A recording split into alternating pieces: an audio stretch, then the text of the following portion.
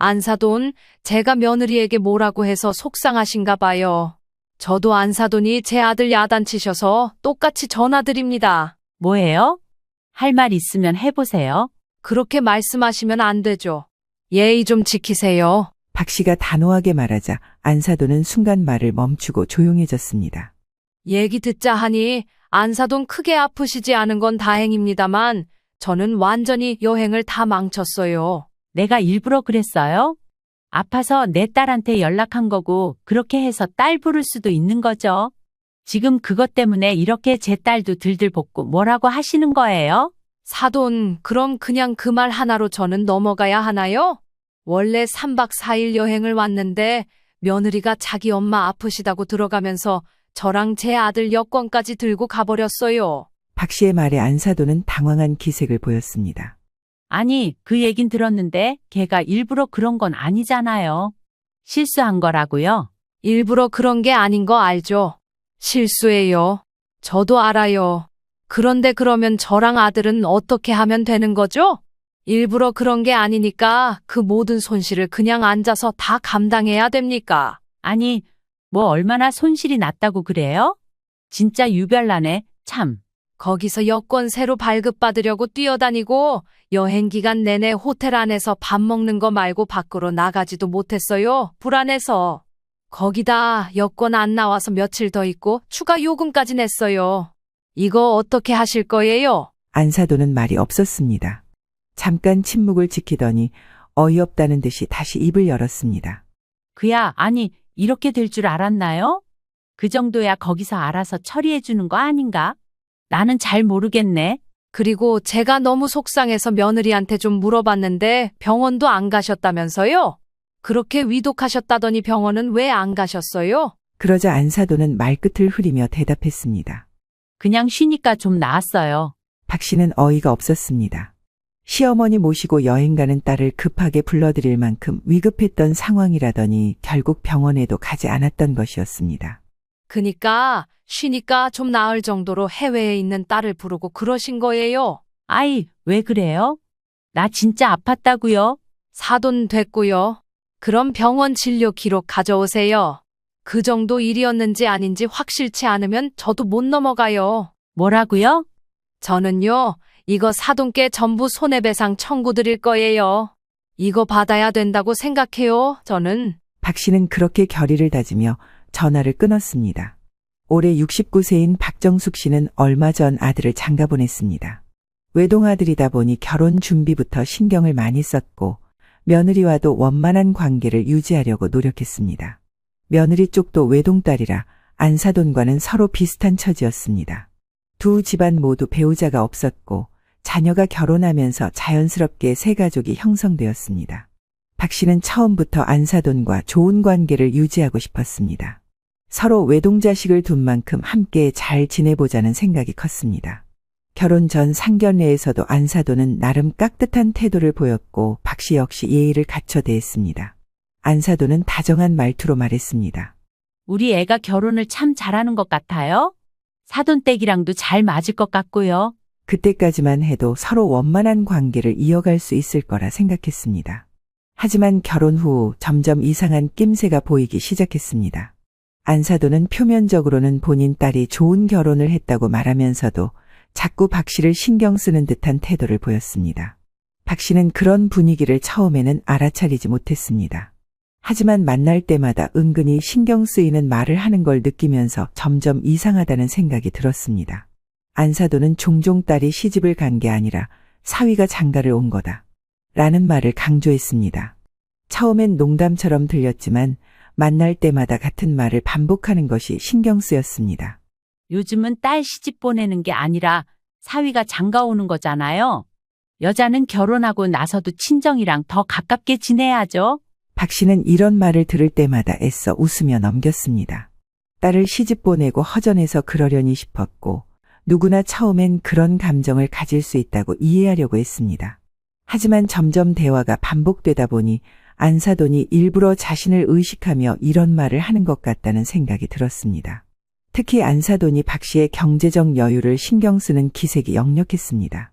박 씨는 오래전 남편이 남겨준 건물을 임대해 생활하고 있었고 특별히 일하지 않아도 생활에 무리가 없었습니다. 반면 안사돈은 아직까지 직장을 다니며 일하고 있었습니다. 사돈은 참 부럽네요. 이렇게 편하게 지내시고. 처음에는 이렇게 말했지만 갈수록 뉘앙스가 묘하게 변했습니다. 사돈은 여유가 많아서 좋겠어요. 저는 아직도 일하느라 정신이 없어요. 저야 뭐 바쁘게 사는 게 체질이라. 이런 말을 들을 때마다 박 씨는 기분이 묘했습니다. 겉으로는 별 의미 없이 하는 말처럼 들렸지만 어디선가 박 씨가 가진 여유를 질투하는 듯한 뉘앙스가 섞여 있었습니다. 하지만 박 씨는 일부러 대꾸하지 않았습니다. 굳이 이런 부분으로 불편한 감정을 만들고 싶지 않았기 때문입니다. 그래도 박 씨는 예의를 갖춰 안사돈을 챙겼습니다. 관계를 좋게 유지하려면 먼저 다가가야 한다고 생각했고 일부러 명절이나 생신 같은 날에도 신경을 많이 썼습니다. 안사돈 생신 때는 직접 선물을 준비해 며느리를 통해 전달하기도 했습니다. 그러자 안사돈은 전화로 에이 뭐 이런 걸 다 라고 하면서도 뭔가 기분이 썩 좋지 않은 듯한 태도를 보였습니다. 사돈, 너무 신경 안 쓰셔도 돼요. 그냥 마음만 받으면 되죠. 박 씨는 그 말을 듣고 살짝 민망했습니다. 고맙다는 말 한마디보다 너무 신경 쓴다 는 말이 먼저 나오니 정말 고마워하는 마음이 맞나 싶었습니다. 그러면서도 안사돈은 자신이 가진 불만을 계속해서 내비쳤습니다. 특히 사위인 박 씨의 아들에게 점점 더 의존하는 태도를 보이기 시작했습니다. 집에 있는 사소한 문제가 생길 때마다 무조건 사위를 불렀습니다. 전구를 갈아야 하는데 우리 사위가 와서 좀 해주면 너무 좋겠다. 아참, 그리고 세탁기도 이상한데 우리 사위가 딱 한 번만 확인해주면 안 될까? 나는 이런 거 하나도 모르겠어. 이런 부탁이 한두 번이 아니었습니다. 엄마, 장모님이 어지간히 나를 좋아하시나 봐. 아들은 초반에는 이렇게 말하며 웃어넘겼습니다. 하지만 점점 빈도가 늘어나면서 부담을 느끼기 시작했습니다. 밤늦게 퇴근한 날에도 장모님이 믹서기가 고장 났다고 해서 들렀고 주말에는 소파를 옮겨달라는 부탁을 받았습니다. 물론 한두 번은 가족이니까 해줄 수 있는 일이었습니다. 하지만 잦아지면서는 박 씨의 아들도 슬슬 피곤해졌습니다. 아무리 사위지만 너무 자주 부르시는 것 같아. 살짝 돌려서 거절해도 계속 부르시더라고. 보다 못한 며느리까지 나서서 이렇게 말할 정도였습니다. 엄마, 이런 건 내가 해줄 수도 있어. 하지만 좀처럼 안사돈의 행동은 바뀌지 않았습니다. 박 씨는 이런 이야기를 들을 때마다 속으로 어이가 없었지만 대놓고 말할 수는 없었습니다. 박 씨의 아들도 장모님을 불편하게 하고 싶지는 않다 보니 그냥 참고 넘기곤 했습니다. 그러던 어느 날 박 씨는 안사돈이 은근히 며느리와 자신을 비교하는 말을 하는 것을 듣고 확신했습니다. 우리 애는 어릴 때부터 엄마랑 둘이서 다 해왔어요. 혼자 크다 보니까 뭐든 스스로 하려고 했고요. 반면에 우리 사돈께서는 참 편하게 사셨겠어요. 혼자라도 아드님이 다 챙겨주고. 박 씨는 속으로 이 사람이 나를 질투하는구나 라고 확신했습니다. 직접적으로 공격하는 것은 아니었지만 대화의 흐름마다 묘한 비교가 섞여 있었습니다. 반면 저러면서도 사위한테는 의존할 건 다 하는구나 라고 생각했습니다. 그리고 앞으로 안사돈과의 관계가 쉽지만은 않겠다는 걸 깨닫기 시작했습니다. 그러던 어느 날 박 씨는 혼자 있는 안사돈이 무릎도 안 좋고 허리도 아프다고 하길래 자신이 먹던 영양제를 보내주기로 했습니다. 직접 챙겨주지는 못하지만 그래도 몸에 좋은 걸 보내드리면 도움이 될 거라 생각했습니다. 이거 괜찮은 제품인데 나도 먹고 있거든.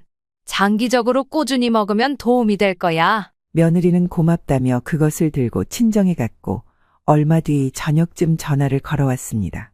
어머니, 엄마한테 영양제 전해드렸어요. 잘 받으셨다고요. 그래, 다행이다. 몸이 좀 안 좋다고 해서 보낸 건데 잘 드시면 좋겠네. 네, 엄마도 감사하다고 하셨어요. 지금 옆에 계시니까 잠깐 통화하실래요? 박 씨는 인사를 건넸습니다. 사돈, 영양제 잘 받으셨어요? 그런데 안사돈의 반응이 예상과는 달랐습니다. 에이, 뭐 이런 걸 다. 박 씨는 순간 당황했습니다. 목소리만으로도 그 말에 담긴 뉘앙스가 느껴졌습니다. 감사 인사라기보다는 꼭 굳이 필요 없는 걸 보내줬다는 듯한 태도였습니다. 아이, 나는 이런 거 없어도 잘 지내요. 박 씨는 잠깐 멈칫했습니다. 뭐라고 대답해야 할지 순간적으로 망설여졌습니다. 그냥 형식적으로라도 고맙다, 고 한마디 하면 될 것을 꼭 이렇게 말을 해야 하나 싶었습니다. 그러더니 안사돈은 한마디를 덧붙였습니다. 아휴, 우리 안사돈은 참 여유도 많으셔. 이거 비싼 거 같은데 말이죠? 박 씨는 순간적으로 불편함이 확 밀려왔습니다. 이건 그냥 단순한 반응이 아니라 은근히 자신의 처지를 비교하며 불편한 감정을 드러내는 말투였습니다. 그 말에 며느리도 당황한 듯했습니다. 순간 대화가 뚝 끊겼고 박 씨는 잠깐 뜸을 들이다가 조용히 대답했습니다. 대단한 것도 아닌데요. 그냥 건강 챙기시면 좋겠어서요. 그 말에도 안사돈은 시큰둥한 반응이었습니다. 뭐, 아무튼 고맙긴 하네요. 말투만 들었을 땐 고맙다는 말을 했지만 정작 진심이 담긴 것 같지 않았습니다. 그저 형식적으로 던진 듯한 말이었고 박 씨는 전화를 끊자마자 손에서 휴대폰을 내려놓으며 한숨을 내쉬었습니다. 뭐야, 저 사람. 박 씨는 속으로 생각했습니다. 자신이 괜히 오지랖을 부렸나 싶었습니다. 사실 좋은 마음으로 보낸 건데 이런 식으로 반응하니 앞으로는 굳이 이런 신경을 써야 하나 싶었습니다. 박 씨는 원래 사람 관계에서 조금이라도 불편한 기색이 보이면 애써 긍정적으로 넘기려는 성향이었습니다. 하지만 이번엔 달랐습니다. 그동안 여러 번 안사돈의 말투나 태도가 신경 쓰이긴 했지만 이번 일을 겪고 나니 확실히 느껴졌습니다. 저 사람 날 못마땅해 하는구나. 박 씨는 그제야 확신했습니다. 그동안 그냥 기분 탓일 거라고 넘겼던 불편한 감정들이 이제는 분명한 사실이 되어 박 씨의 머릿속에 자리 잡았습니다. 며느리도 어색해진 분위기를 감지했는지 조용히 전화를 끊었습니다. 박 씨는 다시 한숨을 내쉬었습니다. 앞으로는 나도 저 사람한테 마음 쓰지 말아야겠다. 박 씨는 더 이상 안사돈과 좋은 관계를 유지하려고 노력하지 않기로 했습니다. 아무리 예의를 갖춰도 상대방이 그걸 당연하게 여기고 은근히 깎아내리려 한다면 의미가 없다는 걸 깨달았기 때문이었습니다.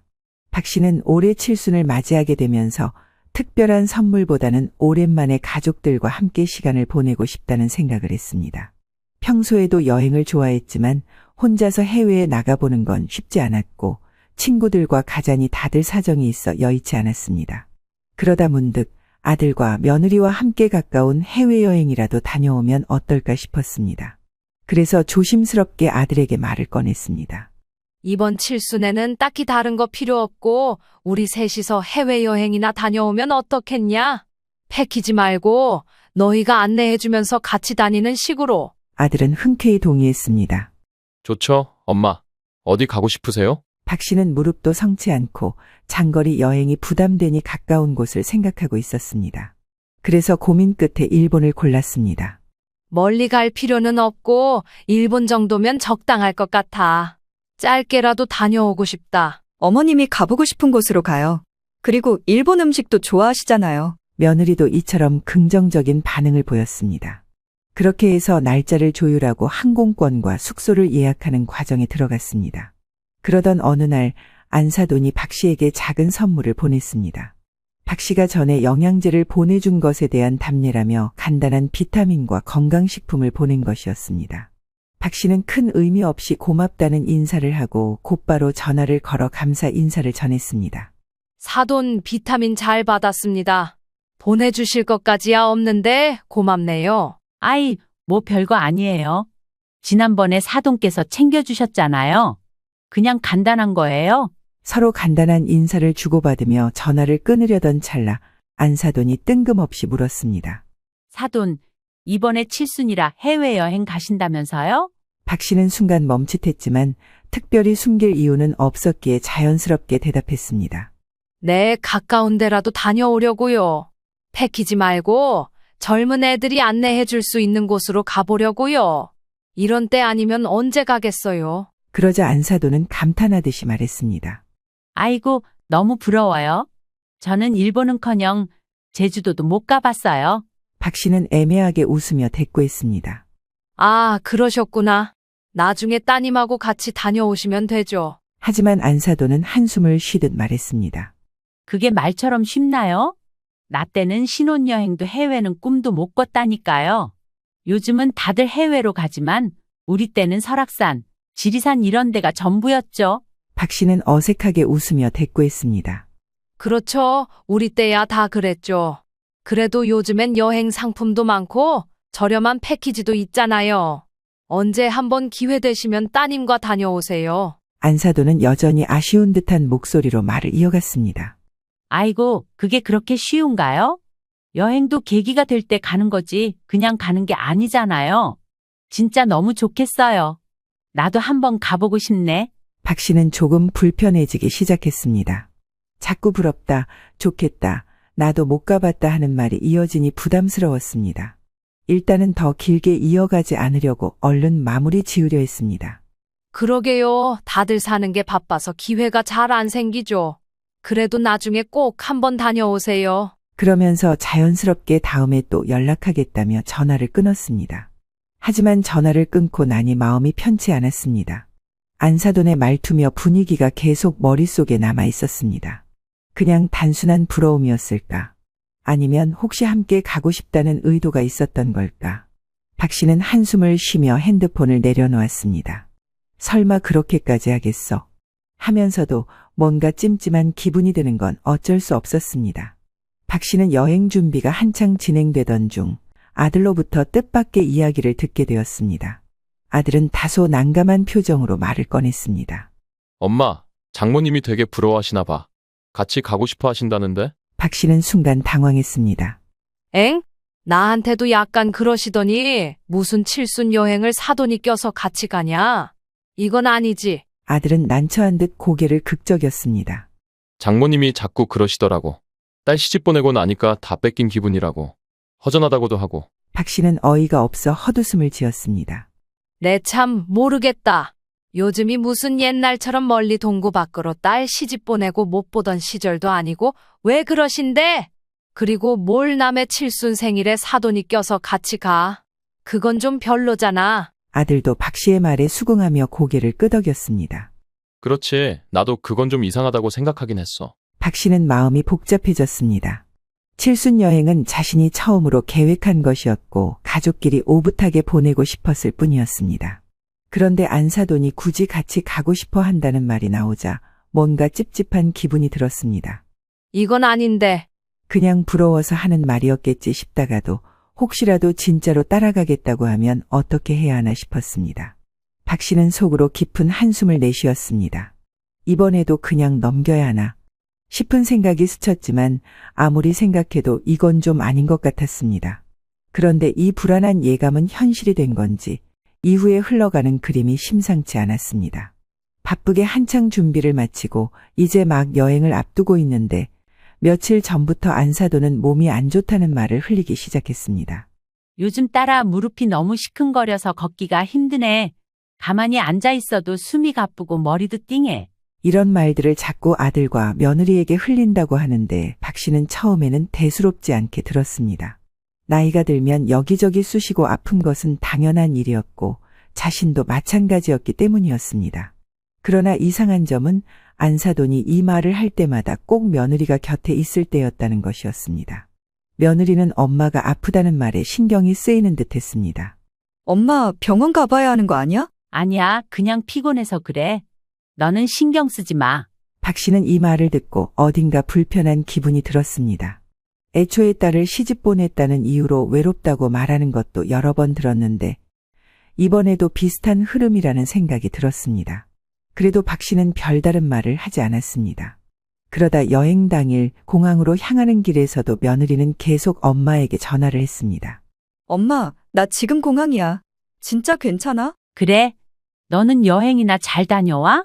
말은 그렇게 했지만 안사돈의 목소리는 힘이 하나도 없는 것 같았습니다. 며느리는 점점 불안해하는 기색이었고 박 씨는 그 모습을 보며 마음이 편치 않았습니다. 여행을 가는데 저렇게 신경을 쓰면 제대로 즐길 수나 있을까? 박 씨는 일단 여행을 떠난 이상 좋은 기분을 유지하려 했습니다. 공항에서도 간단한 식사를 하며 분위기를 풀었고 비행기 안에서도 창밖을 보며 오랜만에 여행을 기대했습니다. 아들도 며느리도 나름대로 설레는 기색이었고 일본에 도착한 후에는 호텔 체크인도 무사히 마쳤습니다. 그러나 호텔에 도착하자마자 예상치 못한 일이 벌어졌습니다. 며느리의 휴대전화가 울렸고 화면에는 엄마라는 이름이 떠 있었습니다. 며느리는 황급히 전화를 받았고 순간 얼굴이 새하얗게 변했습니다. 엄마, 무슨 일이야? 나 지금 너무 힘들어. 길에서 주저앉았어. 숨이 차서 못 걷겠어? 며느리는 순간 당황하여 손을 부들부들 떨었습니다. 병원은 갔어? 어디야? 누구랑 있어? 그냥 길가에 앉아 있어. 근처 약국이라도 가볼까 했는데 너무 힘이 없어서. 박 씨는 며느리의 전화를 옆에서 듣고 있었습니다. 순간적으로 머릿속이 복잡해졌습니다. 그동안 안사돈이 보여줬던 태도가 떠올랐고 혹시나 하는 생각도 들었습니다. 이게 정말 갑작스럽게 아픈 걸까? 아니면 여행을 의식한 걸까? 한편으로는 예전에도 안사돈이 심장 질환으로 병원에 간 적이 있다고 했던 것이 떠올랐습니다. 며느리는 안절부절 못하며 남편을 바라보았고 박 씨는 상황을 지켜보며 조용히 입을 열었습니다. 예, 안사돈도 그렇고 너도 불안해하는 것 같은데 아무래도 한국 들어가는 게 낫지 않겠니? 며느리는 눈물을 글썽이며 고개를 끄덕였습니다. 죄송해요, 어머니. 엄마 상황이 너무 안 좋은 것 같아서 저 먼저 돌아갈게요. 박 씨는 그렇게 보내주면서도 속이 쓰렸습니다. 분명 기대했던 여행이었고 며느리와도 좋은 추억을 쌓을 생각이었는데 이런 식으로 계획이 틀어지는 것이 허무하게 느껴졌습니다. 그러나 며느리가 걱정하는데 말릴 수도 없었습니다. 괜찮다. 우리는 여기서 여행 마무리하고 갈 테니까 너는 엄마 보러 가라. 며느리는 급하게 짐을 챙겨 떠났습니다. 공항까지 가는 길에도 안사돈과 계속 통화하며 걱정을 쏟아냈고 결국 박 씨와 아들은 호텔에 남겨졌습니다. 박 씨는 호텔 로비에서 아들과 함께 멍하니 앉아 있었습니다. 엄마, 이해는 되긴 하지만 상황이 좀 그렇네. 그래도 뭐 어쩌겠어. 우리라도 여행 잘하면 되지. 그러나 속으로는 어딘가 찝찝한 기분을 지울 수 없었습니다. 며느리가 급하게 짐을 싸서 떠난 후 박 씨와 아들은 남은 여행을 어떻게든 즐겨보려 했습니다. 그러나 시간이 지나 한국에 도착한 며느리에게서 다급한 전화가 걸려왔습니다. 여보, 어떡해. 내가 어머니랑 당신 여권까지 들고 와버렸어. 미안해. 어떡해. 박 씨와 아들은 순간 말을 잃었습니다. 황급히 가방을 뒤져봤지만 여권이 보이지 않았습니다. 박 씨는 혹시나 하는 마음에 짐을 다시 정리했지만 아무리 찾아도 없었습니다. 그제야 아들이 며느리에게 여권을 맡겼다는 것이 떠올랐고 박 씨도 얼떨떨한 표정으로 아들을 바라봤습니다. 그럼 우리 여권이 지금 한국에 있다는 거야? 네, 어머니. 박 씨는 어이가 없었습니다. 아니, 여행객 여권을 가져가면 우리는 어떻게 나가라고? 아들은 얼굴을 감싸주며 한숨을 쉬었습니다. 며느리는 한국에서 당황한 듯 계속 사과를 했지만 이미 벌어진 일이었습니다. 아니, 그러면 지금 우리가 여기서 꼼짝없이 갇혀 있어야 한다는 거야? 여보, 나도 정신이 없었어.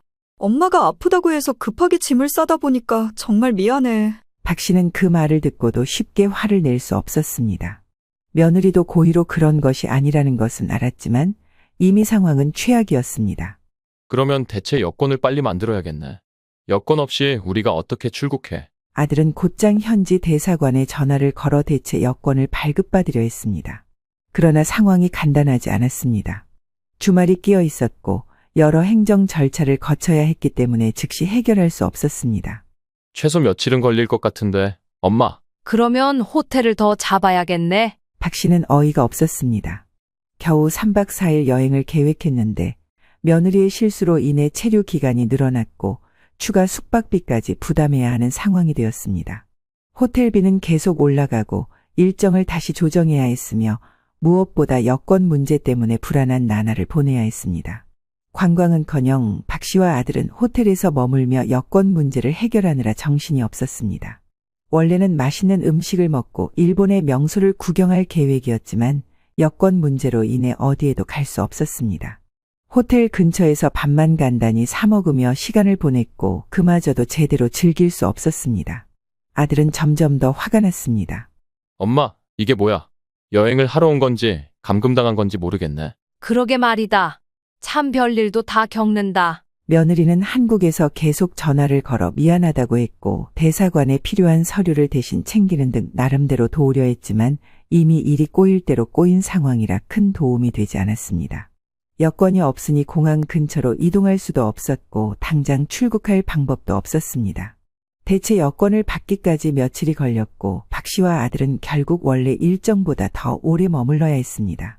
추가 숙박비와 식비까지 감당해야 했고 처음 계획했던 여행과는 전혀 다른 방향으로 흘러갔습니다. 같은 시간 며느리는 서둘러 집으로 돌아왔습니다. 공항에서부터 마음이 편치 않았고 집에 도착하자마자 안사돈을 확인하려 했습니다.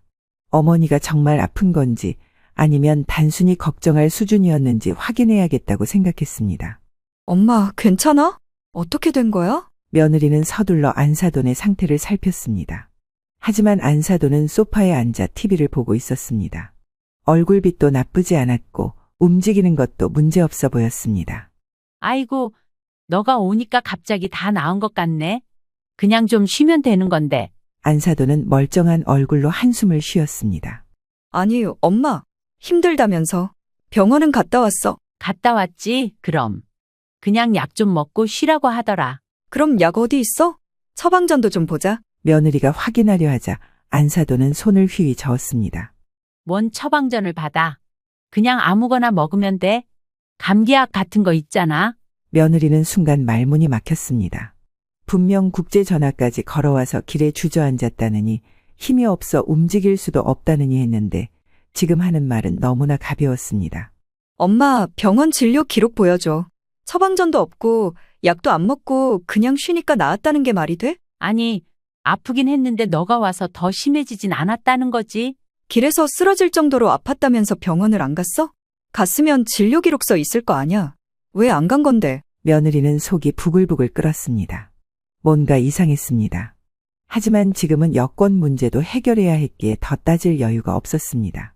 엄마, 나 지금 진짜 힘들게 다시 되돌아온 거야. 여행도 제대로 못하고 어머니랑 남편은 지금 일본에서 고생하고 있다고.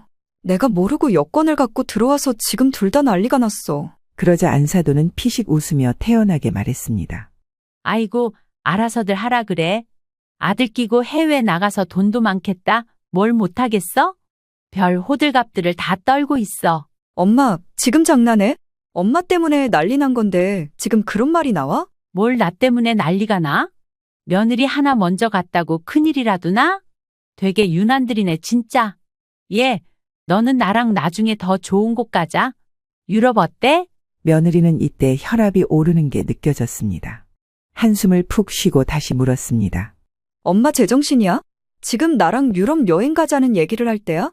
아니, 나는 그냥 나중에 딸이랑 여행 가고 싶다고 한 거지. 뭐가 문제야? 엄마, 제발 좀 솔직하게 말해봐.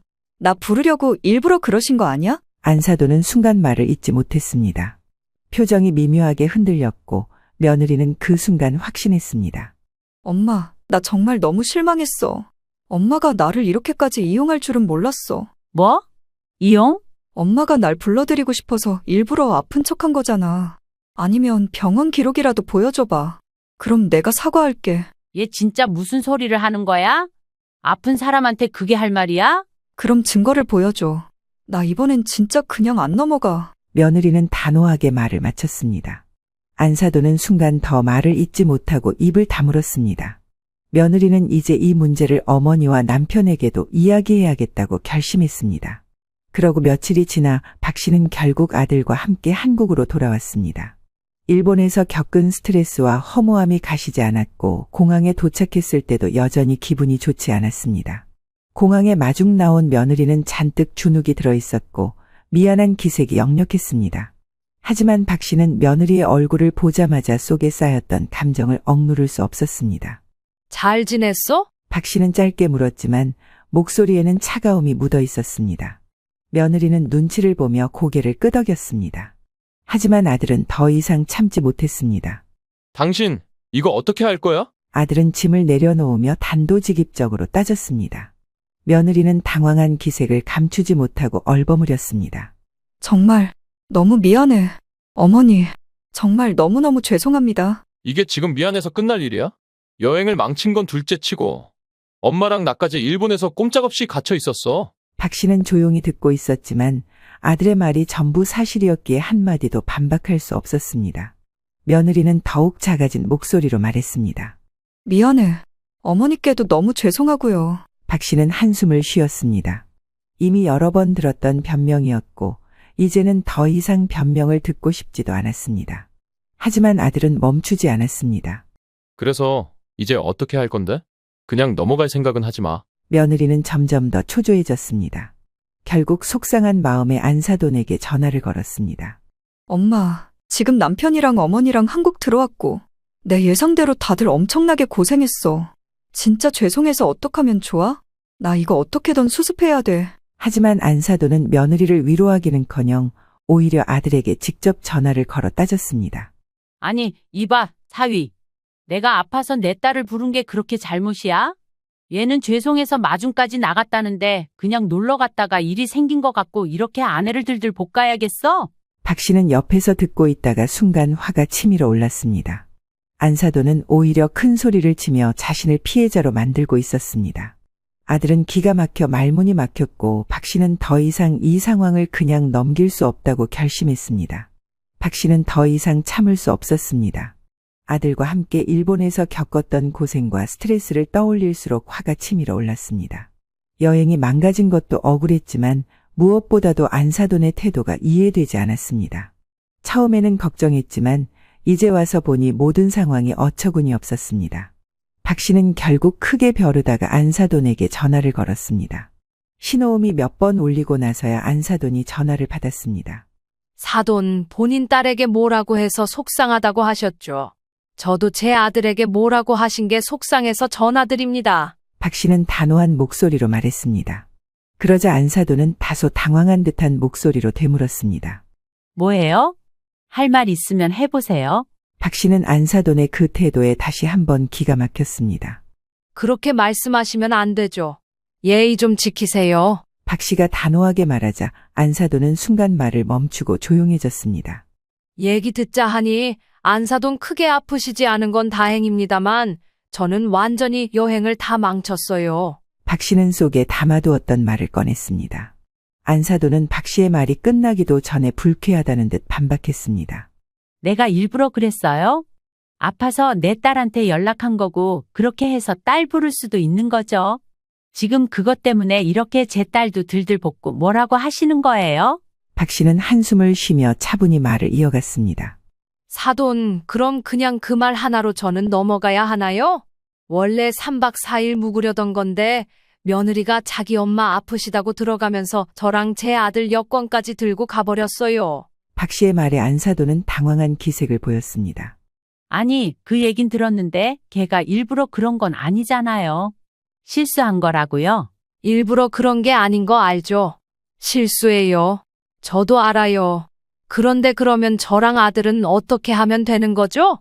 일부러 그런 게 아니니까 그 모든 손실을 그냥 앉아서 다 감당해야 됩니까? 박 씨는 감정을 최대한 억누르며 말을 이어갔습니다. 그러자 안사돈은 기가 막힌다는 듯한 목소리로 말했습니다. 아니, 뭐 얼마나 손실이 났다고 그래요?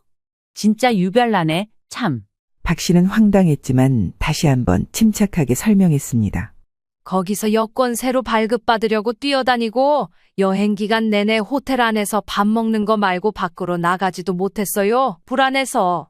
해외여행 가서 이런 경험 처음 했다고요. 거기다 여권 안 나와서 며칠 더 있고 추가 요금까지 냈어요. 이거 어떻게 하실 거예요? 안사돈은 말이 없었습니다. 잠깐 침묵을 지키더니 어이없다는 듯이 다시 입을 열었습니다. 그야, 아니, 이렇게 될 줄 알았나요? 그 정도야 거기서 알아서 처리해 주는 거 아닌가? 나는 잘 모르겠네. 박 씨는 속에서 다시 한번 화가 치밀어 올랐지만 최대한 냉정하게 말했습니다. 그리고 제가 너무 속상해서 며느리한테 좀 물어봤는데 병원도 안 가셨다면서요? 그렇게 위독하셨다더니 병원은 왜 안 가셨어요? 그러자 안사돈은 말끝을 흐리며 대답했습니다. 그냥 쉬니까 좀 나았어요. 박 씨는 어이가 없었습니다. 며느리를 급하게 불러들일 만큼 위급했던 상황이라더니 결국 병원에도 가지 않았던 것이었습니다. 그니까 쉬니까 좀 나을 정도로 해외에 있는 딸을 부르고 그러신 거예요. 박 씨가 따지듯 묻자 안사돈은 갑자기 목소리를 높였습니다. 아이, 왜 그래요? 나 진짜 아팠다고요? 박 씨는 이제 더 이상 말로 할 필요가 없다고 생각했습니다. 사돈 됐고요. 그럼 병원 진료 기록 가져오세요. 그 정도 일이었는지 아닌지 확실치 않으면 저도 속상해서 못 넘어가요. 안사돈은 순간 말을 잇지 못했습니다. 하지만 곧바로 화를 내며 반박했습니다. 뭐라고요? 아니, 지금 무슨 선생님이 숙제 검사하나 왜 이러는 거예요? 나는 아프면 아프다고 딸한테 말도 못해요? 박 씨는 단호한 목소리로 잘라 말했습니다. 그만하시고요. 상황을 냉정하게 봅시다. 저는 이 칠순 여행에 돈을 얼마나 들였는지 아세요? 사람 3명분 비행기 값에 호텔비에 여행 경비까지 해서 500만 원이 들었어요. 호텔 추가 비용도 더 들었고 일본 가서 여행은커녕 내내 스트레스 받고 밖에 나가보지도 못했어요. 이게 우습게 보이세요? 안사돈은 완전히 침묵했습니다. 박 씨는 한치의 망설임도 없이 결론을 내렸습니다. 저는요, 이거 사돈께 다 청구 드릴 거예요. 이거 받아야 된다고 생각해요, 저는. 그러자 안사돈은 마치 말도 안 된다는 듯이 소리쳤습니다. 뭐라고요? 저보고 500만 원을 내라는 얘기예요? 이거 제정신들이야? 아니, 내가 왜 나는 가보지도 않은 500만 원을 내라는 거예요? 미친 거 아니에요? 진짜? 하지만 박 씨는 단호했습니다. 예상 금액이 500만 원이고 더 나올 수도 있어요. 제가 왜 손해를 봐야 할까요? 저는 이거 받아낼 겁니다. 그냥 넘어가지 않는다는 것만 알아두세요. 그렇게 말하고 박 씨는 더 이상 말을 섞을 필요도 없다고 판단하고 전화를 끊어버렸습니다. 안사돈은 절대 못 낸다면서 난리가 났고 며느리와 심하게 다퉜습니다. 하지만 이번에는 며느리가 더 이상 엄마 편을 들어주지 않았습니다. 여권 갖고 온 건 내가 실수한 거 맞지만 엄마 솔직히 말해봐. 그냥 심술나서 나 부른 거 아냐? 꾀병 부린 거 맞지 않냐고. 이거 어머니 말처럼 병원 기록 갖고 와보라고 하고 이거저거 다 따지다 보면 우리 어머니도 손해배상에 대해 말을 안 할 수가 없어. 며느리는 더 이상 참지 못하고 엄마에게 따졌습니다. 안사돈은 순간적으로 말문이 막혔지만 곧바로 화를 내며 반박했습니다. 뭐야, 진짜? 그럼 내가 다 내라고? 아, 나는 몰라. 너가 알아서 해. 며느리는 기가 막혔습니다. 엄마, 진짜 이런 식으로 나올 거야? 나도 지금 시댁에서 눈치 보고 장난 아니야. 나를 진짜 생각하면 엄마가 이러면 안 돼. 우리 어머니랑 좋게 잘 해결할 생각을 해야지. 그러나 안사돈은 끝까지 생떼를 쓰며 자신의 잘못을 인정하지 않았습니다. 며느리는 결국 결심을 굳혔습니다. 엄마가 이렇게 나오면 좋아. 나는 내가 이번만 마지막으로 어머니한테 내 돈으로 배상을 해드릴 거야. 그리고 그 이후로 나는 엄마랑 안 보고 살 거야. 이렇게 내 결혼 생활을 힘들게 만들고 애처럼 생떼 쓰는 거 나는 못 참아. 나도 내 가정을 지켜야 되잖아. 안사돈은 딸이 이런 식으로 나오자 순간 넋이 나간 듯 했습니다. 며느리는 더 이상 지체할 필요가 없다고 생각했습니다. 그새 며느리는 박 씨에게 전화를 걸어 자기가 그 돈을 다 내겠다고 사과했습니다. 박 씨는 처음에는 됐다며 자신은 안사돈에게 받을 생각이라고 말했습니다. 그러나 며느리는 엄마가 아마 마음을 돌리지 않을 거라며 자신이 책임지는 것이 맞다고 말했습니다. 그러면서 박 씨에게 600만 원을 맞춰서 보내겠다고 했습니다. 박 씨는 며느리도 상황이 안쓰럽다고 여겼기에 결국 절반만 받고 나머지는 돌려주었습니다. 이 와중에 안사돈은 박 씨에게 다시 전화를 걸어 따졌습니다. 사돈, 진짜로 돈을 청구하는 거예요? 그래서 내 딸한테 얼마 받았어요? 박 씨는 황당했지만 더 이상 말싸움을 할 생각도 없었습니다. 그런데 이 사실을 알게 된 며느리는 결국 결단을 내렸습니다. 어머니, 죄송해요. 저희 엄마 연락처 그냥 차단해주세요. 제가 일일이 막을 방법이 없네요. 박 씨는 며느리가 이 일로 죄책감을 가지지 않길 바랐고 며느리에게 잘못이 없다고 여겼습니다. 오히려 안사돈과의 관계를 정리할 기회가 생겼다고 생각하며 안타깝게 바라볼 뿐이었습니다. 이후로 안사돈은 정말 딸과 연락이 끊겼습니다. 아들은 더 이상 장모의 행동을 두고 볼 수 없었고 장모님의 연락처를 차단해버렸습니다. 하지만 안사돈은 끝까지 뉘우치지 않았습니다. 오히려 박 씨에게 다시 전화를 걸어 하소연을 늘어놓았습니다. 사돈, 우리 딸이 전화를 안 받아요. 사돈이 얘기 좀 잘해주세요. 그래도 사돈 말은 들을 거 아니에요. 박 씨는 이제 더 이상 대꾸할 가치도 없다고 느꼈습니다. 저는 잘 모르겠네요. 그 말을 끝으로 박 씨는 이번에야말로 전화를 끊고 안사돈을 차단했습니다. 이제 딸과 사위 그리고 사돈에게까지 전화 차단을 당한 안사돈은 완전히 혼자가 되었습니다. 그동안 그래도 딸과 사위와 함께 일해서 2주에 한 번씩은 만나 차를 타고 교회로 나가 밥도 먹으며 나름의 재미를 봤지만 이제는 그 모든 것이 끊어졌습니다. 집에서 전기가 나가거나 무언가 고장 나도 더 이상 도와줄 사람이 없었습니다. 누구에게 연락할 수도 없었고 도움을 받을 방법도 없었습니다. 그제서 안사돈은 후회가 되었습니다. 당장 있는 적금을 털어 지금이라도 몇백만 원 준다고 딸에게 연락을 해볼까 생각했습니다. 하지만 딸은 꿋꿋하게 연락을 받지 않았습니다. 반면 박 씨는 평소처럼 일상을 살아가고 있었습니다. 아들과 며느리는 여전히 집에 드나들며 함께 시간을 보냈습니다.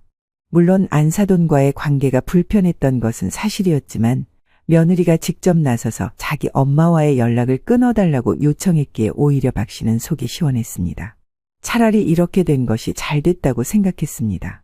이후로 며느리가 다시 가까운 제주도로 여행을 계획했고 무던히 셋이 잘 다녀왔습니다. 정말 너무 죄송해서요, 어머니. 이번엔 제가 일정 하나부터 10까지 다 짰어요. 맛있는 대로 제대로 모실게요. 덕분에 즐거운 여행이 되었고 박 씨는 그전 여행에서 누리지 못했던 한을 충분히 풀었습니다. 안사돈이 가끔씩 생각나긴 했지만 이제 더 생각하는 것을 그만두기로 했습니다. 본래의 일상으로 돌아와 다시 박 씨만의 일상에 집중하기로 했습니다.